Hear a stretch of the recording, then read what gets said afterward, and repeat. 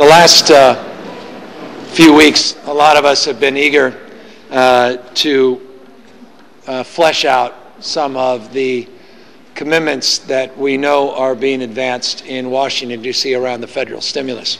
As you know, the federal stimulus bill passed. The president is now promoting it. He's promoted it not only today to governors, but promoted it last week in a special meeting with mayors. We are now moving away from advancing the broad principles of a stimulus to actually beginning the process of implementing the stimulus and drawing down monies to the states and local communities.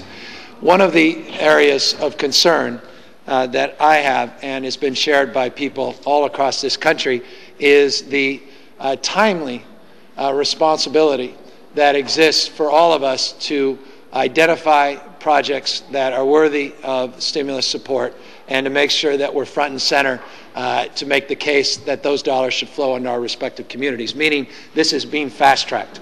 This is a project and proposal and a program that has a very short time frame. 120 days. The vast majority of this money is going to be distributed to states and local governments. And within the next 18 months, 74 to 75% of this money must be spent down. I have been in government 13, 14 years. Never have we been asked to do so much so quickly. Never have we been asked to spend so much so soon. Never have we been asked to identify what to spend money on so quickly. Anticipating that a number of months ago, we put together work groups and teams, and a lot of the department heads that you see behind in front of me and behind me have been working eagerly to prepare for this moment. Now we have real clarity as to exactly where the pots of money are and what is at stake. I was in Washington last week and took copious notes as we spent not just a few hours with the President and the Vice President, but arguably more importantly, I got in trouble saying this. I don't mean this to dismiss the President and the Vice President, quite the contrary. But I know how government operates, and I know that the cabinet secretaries and their staffs at this stage of the game are even more important because they're setting the criteria for how those dollars will be distributed. It will be at staff level that they make a determination in a competitive process who gets what money. Certainly there's going to be broad strokes coming from the White House in terms of the direction of the dollars, but a lot of that detailed influence will be determined by the Secretary of HUD, by the Secretary of Transportation, by the Attorney General and his staff, and by key decision makers within the various departments. The substance of the trip to D.C. was we spent a few hours with those cabinet secretaries hearing from them what they want. A lot of folks have been asking us, well, what's San Francisco going to get? What's the Bay Area going to receive in terms of money? And we today wanted to share with you where we think we are and where we need to go in the next few weeks. I happen to believe that a vast majority of this money will be spoken for in the next few weeks, not the next few months. I know it's a 120-day period, but I think the decisions, in fact, I know the decisions are being made as we speak in Washington, D.C. So we had a department head meeting today with all of our city departments, and we collectively have recommitted ourselves to updating even further our application process and our strategies to draw down these federal dollars. We have committed to continue the work of our work groups through this week and then send out teams of people to Washington, D.C. by the end of this week or early next week. These key department leaders you see beside me will be a representative body. Many others will be asked to do the same, to go out in Washington, D.C. and try to draw down these dollars. I don't know that people fully understand the detail and the depth and breadth of this stimulus. We talk about infrastructure and transportation and unemployment insurance benefits, so we talk about tax relief. But when you really get down in detail, there's senior nutrition programs. There are community clinics. There's food stamp expansion. There's rental assistance.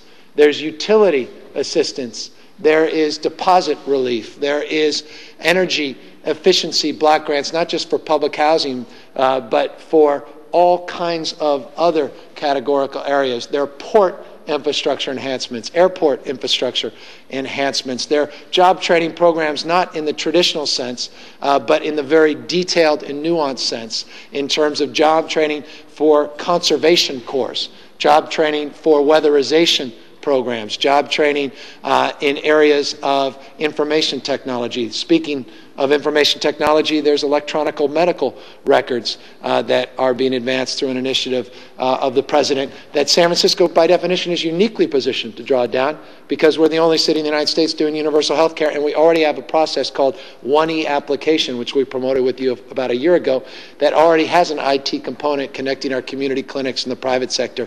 Now we could take this to the next level. We've done a lot of work on Wi-Fi. You know, about 250,000 people in San Francisco have free Wi-Fi because of the work we've done. A community of networks, a network of networks we call it. We're uniquely positioned in terms of the broadband distribution of funds for San Francisco. The high-speed rails, $8 billion. We just passed a $10 billion high-speed rail bond. Well, the terminus for the high-speed rail is in the city and county of San Francisco at the Trans-Bay Terminal. What can we do to secure some of those dollars specifically for that terminus here in San Francisco? I asked you to come out here because Doyle Drive, how many press conferences have we had over the last few years on Doyle Drive? We are $100 million short of funding this $1 billion+ project.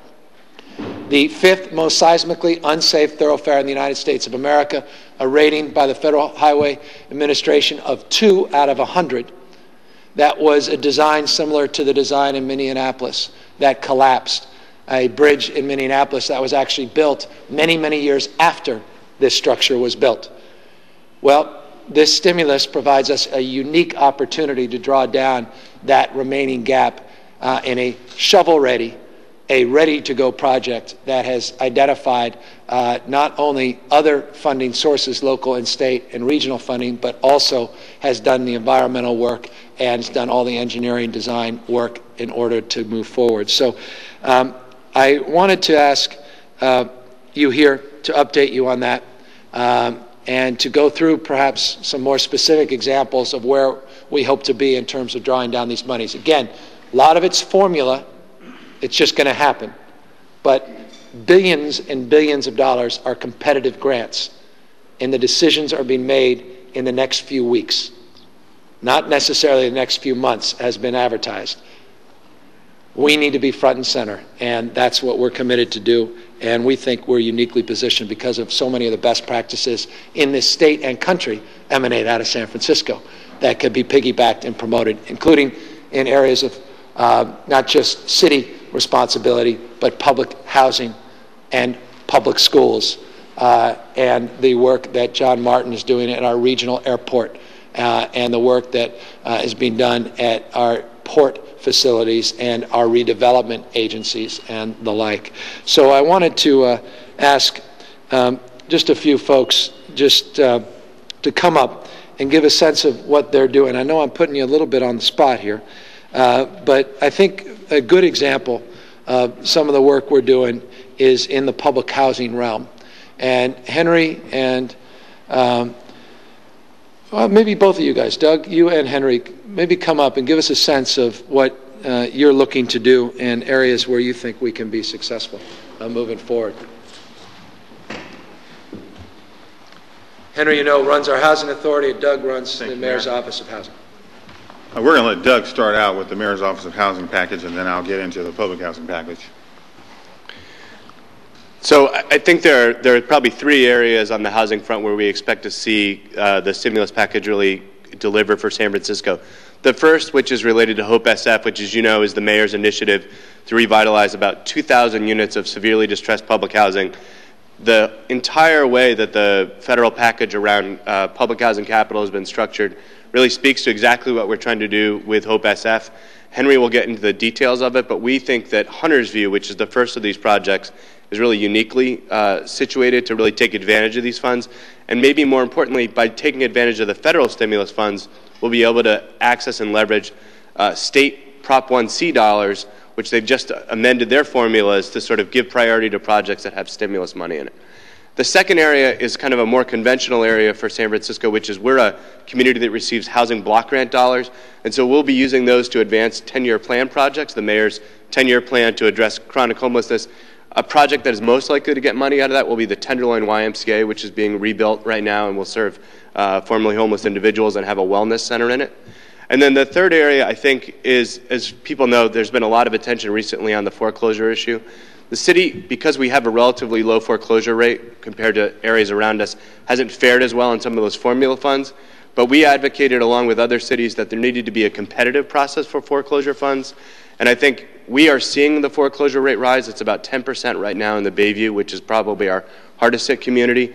And we think we'll be going dramatically after those foreclosure funds on a competitive basis, as much as possible around helping people renegotiate and rework the mortgages that they're in currently, which, as you know, the federal program has a huge emphasis on, but because of the high home costs in California, and particularly in the Bay Area, we're less likely to achieve success on those. So those are the three areas I think we'll see on the housing stimulus, and Henry's going to talk a little bit about public housing. Thank you. On the public housing front, we expect from the stimulus package on a formula basis to receive somewhere from $16 million to $19 million, which we will use to do lead-based pain abatement, energy efficiencies, and to reduce the number of vacant units we have and to make more units available to residents of San Francisco.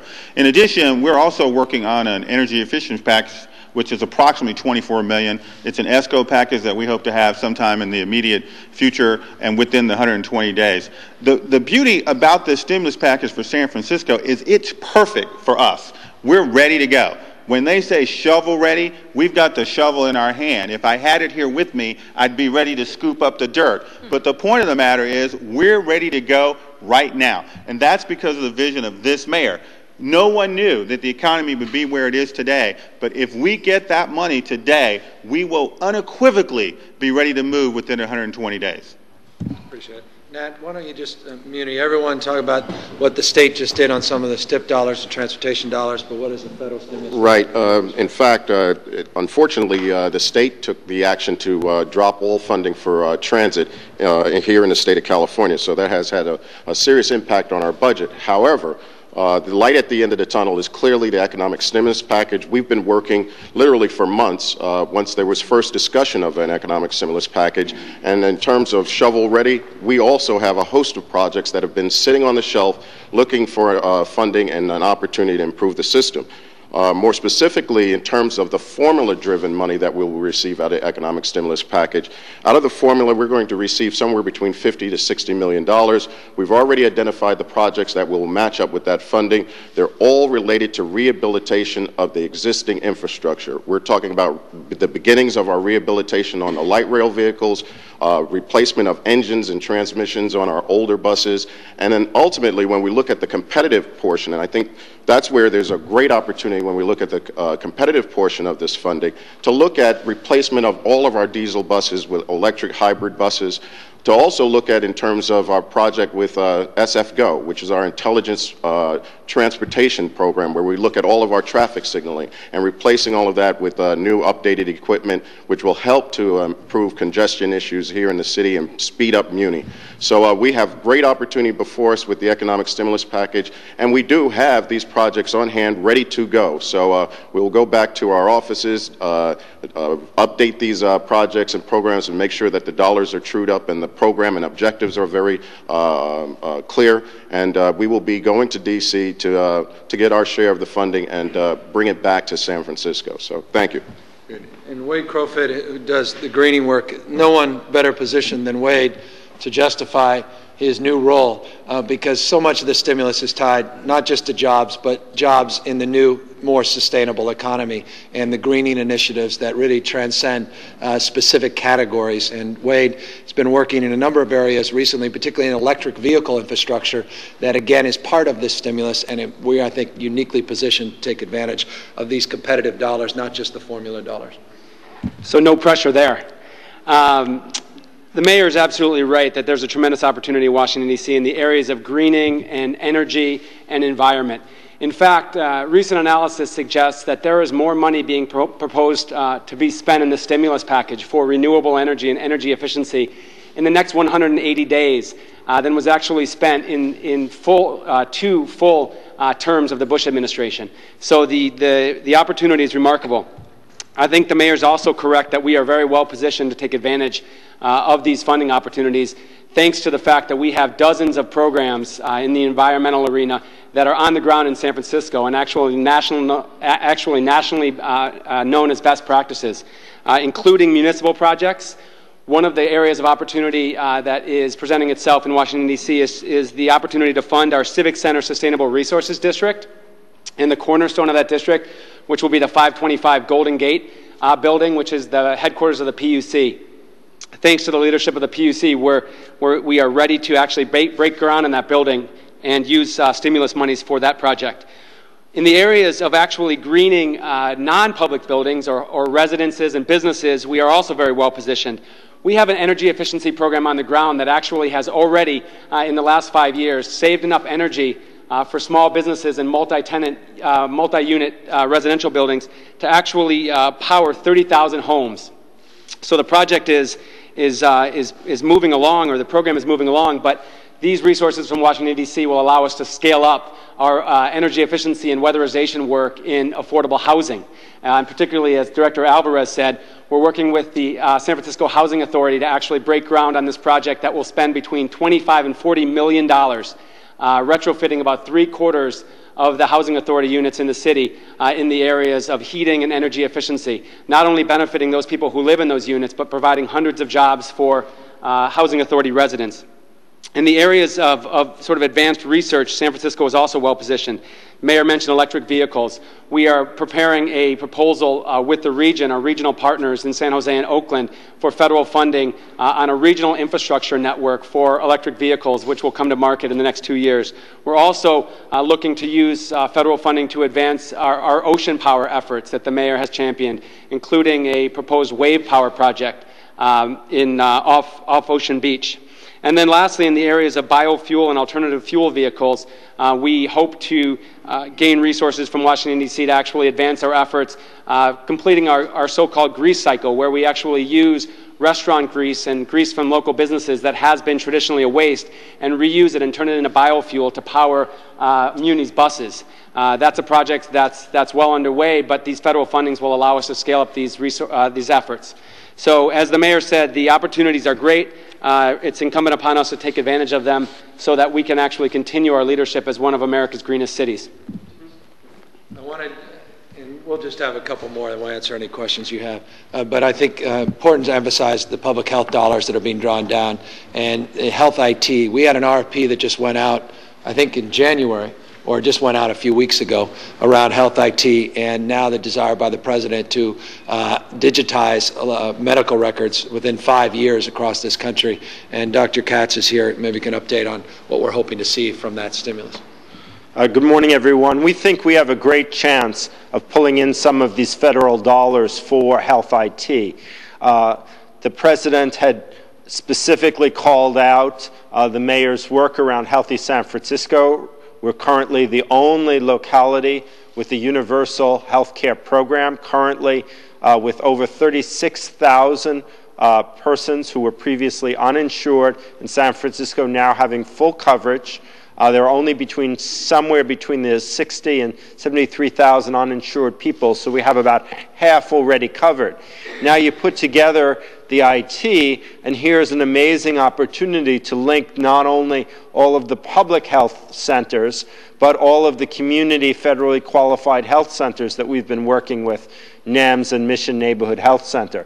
These federally qualified health centers provide great care, but don't have the financial wherewithal to be able to put together a health infrastructure for IT. We've already gone out for RFP. We have several companies that are prepared to provide a wide internet system that can be used not only by us, but all of those clinics. And so it's a project that's already ready to move, and these stimulus dollars offer the possibility of doing it on a much broader scale than anything we had previously envisioned. Thank you. Thanks, Doctor. We will be working very closely with the DA's office, the Public Defender's office, City Attorney's office. There's a lot of money that's coming down for the COPS funding. Chief Fong is here. Dollars come down for these, what they call JAG grants, these burn grants, which are criminal justice grants for witness relocation, witness protection programs, other areas related to criminal justice system, juvenile justice, et cetera. I guess, long-windedly, there's not an area that this stimulus does not address or attack in terms of trying to resolve. I'd be remiss to suggest that I'm understating that. I think, or overstating that. I'm not overstating that. It's a remarkably comprehensive plan, but it will only go as far as our ingenuity to draw down those competitive dollars goes. And that's why we have to be very, very aggressive in the next few weeks. And that's really what we're trying to commit to you and advance to you today. Happy to take any questions. And you see that everybody is here in city government. So never before have we been more at the ready to answer any of your pressing questions than we are at this moment.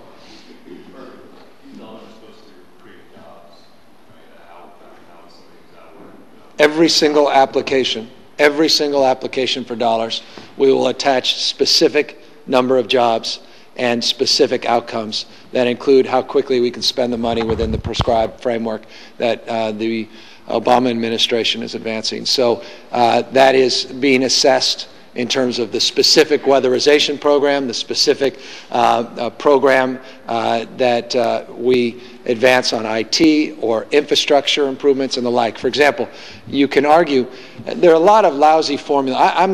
Don't buy these formulas, don't repeat them, because it's very confusing to the public. For every $1 billion of infrastructure, I can give you 5 studies. One says there's 20,000 jobs, another says there's 8. Governor said there was 18,000 on CNN for every $1 billion. Then someone said, no, there's 10,000 jobs. It can't be 10 to 20,000. I mean, is it 10,000? It depends on the infrastructure project. So I can estimate 10,000 jobs conservatively associated with Doyle Drive. I can estimate 21,000 jobs, 21,000 just on the work we're trying to do on Treasure Island. And our specific request, Senator Feinstein's specific help that we advanced in the White House that I directly submitted, 21,000 jobs associated with the development of those 6,000 housing units on Treasure Island as part of the stimulus. We have done the work to research that that's an actual number. These other areas, we will put together in our applications the specific job components, because again, we recognize this is all jobs-based as well as modernization-based. That's why Nat brought up ITMS, the Integrated Traffic Management System.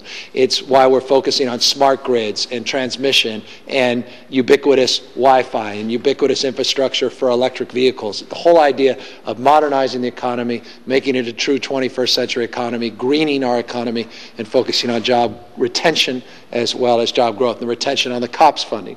That's just with the budgets that are being submitted by my office or by my department heads. There are a lot of cuts.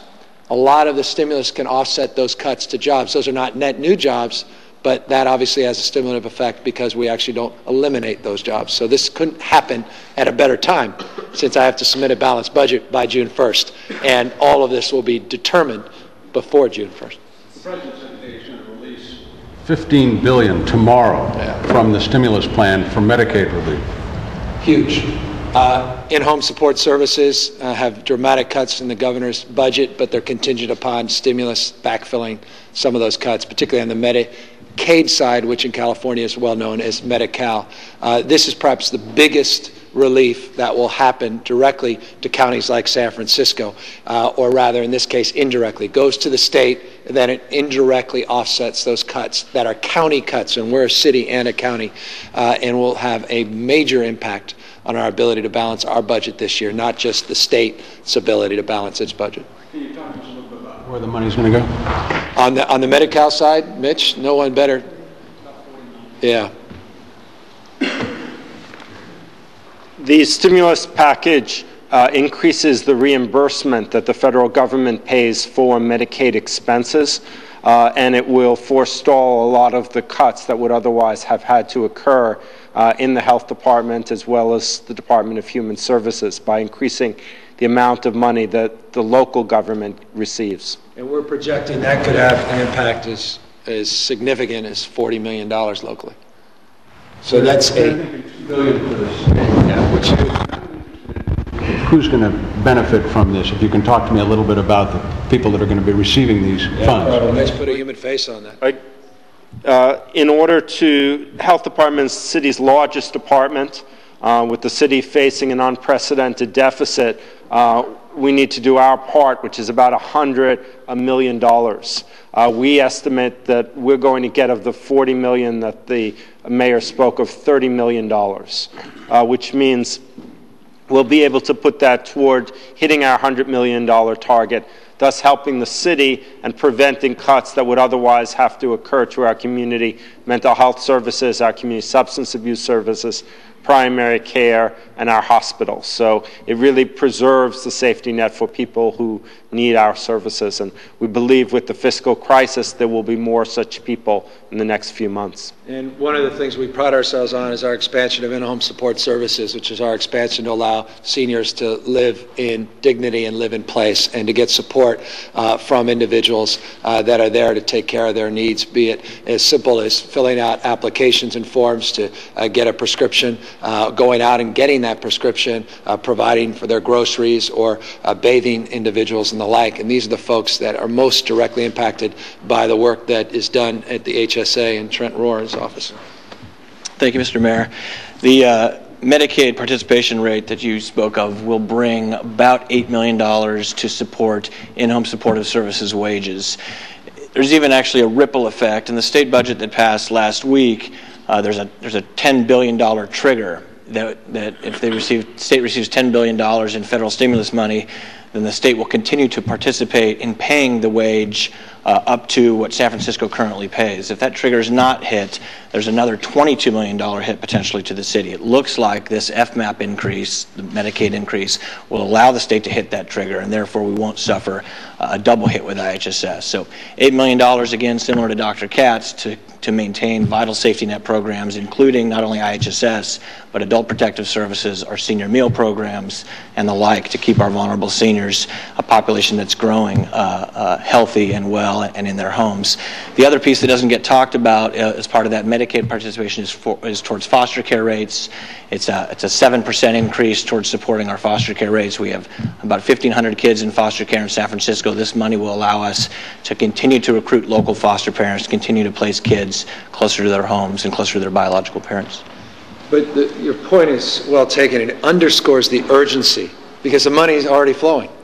So they say within 120 days. It doesn't mean at the 120th day, then we start writing checks. I mean, decisions are being made as we speak, and that's why it's incumbent upon us to be aggressive, particularly in those non-formula areas where those competitive grants are being determined. Is there a certain amount of money that you know the city? I know that a lot of it is competitive grants, but is there a certain base amount? Still, all of that's being, we're still assessing all of that. Again, the formulas, we have a pretty good grasp, you know, the 50 million here, 60. I mean, this is not insignificant. Make no mistake, does this solve our budget crisis? No. Does this get us out of making the tough decisions this week in terms of additional layoffs, as I have stated over the last 2 months, will be made before the end of this week? No. But it does substantially alleviate some of the stress, particularly related to the state budget cuts that were announced last week, which were, we estimated were as much as $111 million. Is there a maximum amount that you could be looking at that you know is the ceiling? Well, now when you're looking at $780 billion, that would be the ceiling, most surely.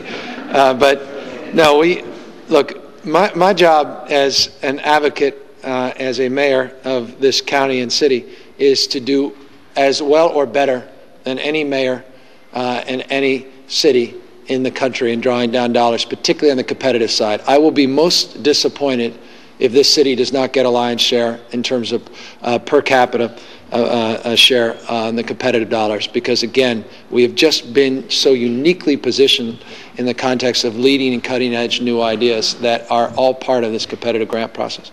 And what do you think that at the time when you're taking that attitude, that some Republican governors, ones who may want to run for president, are saying, well, we're going to refuse some money? I think it's spectacular for us.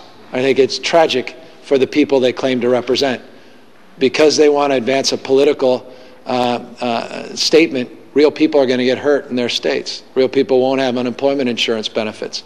Real people that they're allegedly representing. I couldn't be more upset about that. And, you know, it's self-evident, the politics of some of these governors and what they're attempting to do. And just look at their travel schedules whilst you're in Iowa all the time, unless you're trying to run and to make a statement politically. I think you should, again, I don't want to talk about the off-the-record conversation we had with the president after all the press left the White House, but, you know, we're all sitting there, and there were Republican mayors there. One notable Republican mayor, who lost his gubernatorial election. He was up by 3 points the night before the election, and Obama came in, and he lost the election.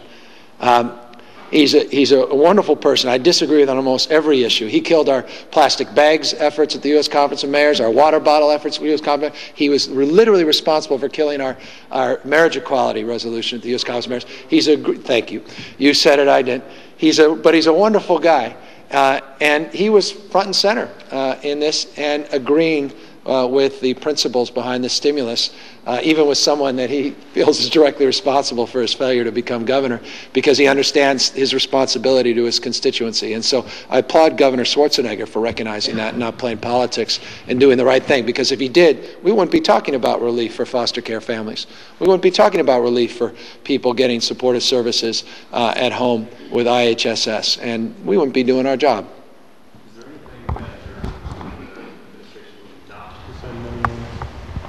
No, except this. This will be the most scrutinized federal appropriation of money in history. And they have the desire to do that as much as you have the desire to make sure you scrutinize it.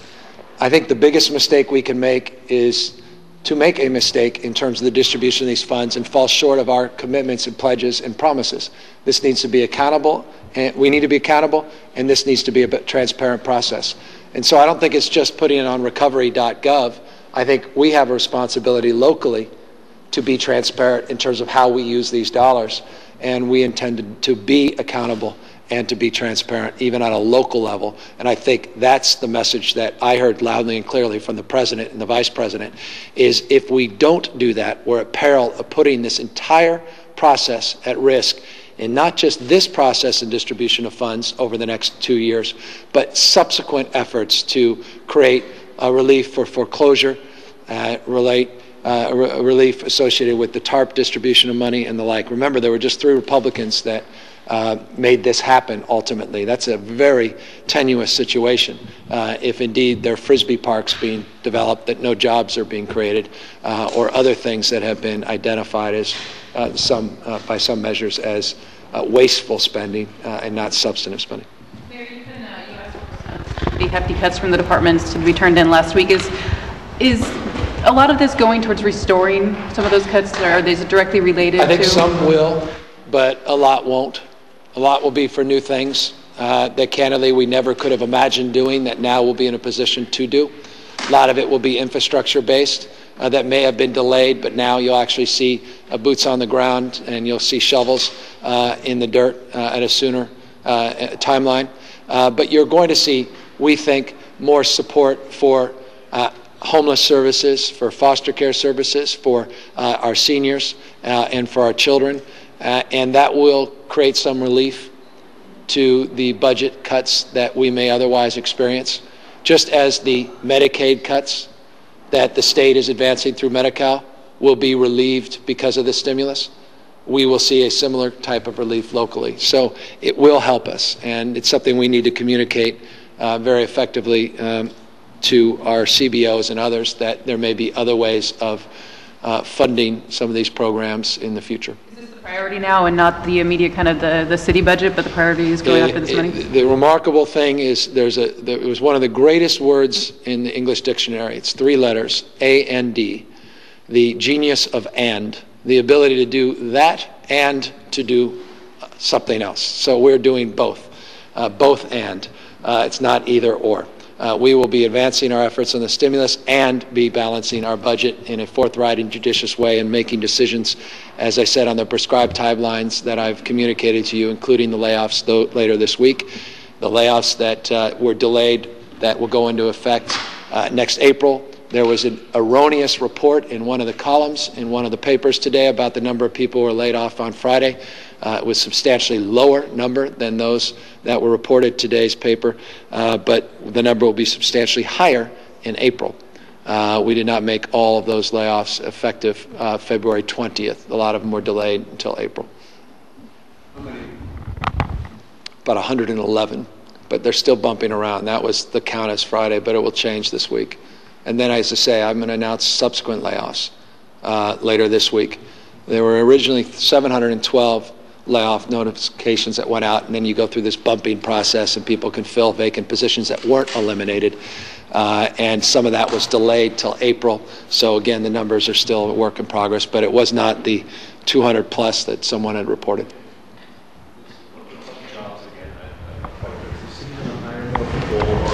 Yes. The goal is the overwhelming majority of these dollars will be private dollars in terms of the stimulus. That this is not just all public sector, that this is private sector. And remember, it's the private sector that generates the revenue that allows us to do what we do, including be here today. So I keep saying you can't be pro-job and anti-private sector business. You cannot have one without the other. Anyone else? You got all these other folks here. Talk Port, Monique, police chief, libraries, children, youth, and families, and we've got you got everyone here. So all right, don't tell me I didn't answer your questions today, because we're here. Okay, I'll grab you.